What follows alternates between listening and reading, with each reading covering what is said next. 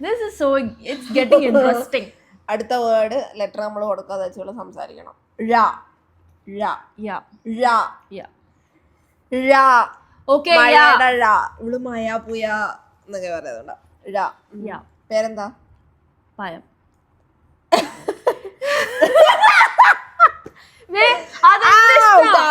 എന്റെ ഇഷ്ടാണ്. ഞാൻ എന്ത് വെജിറ്റബിൾ എന്റെ പേരിലിടാം, എനിക്ക് കുഴപ്പമില്ല.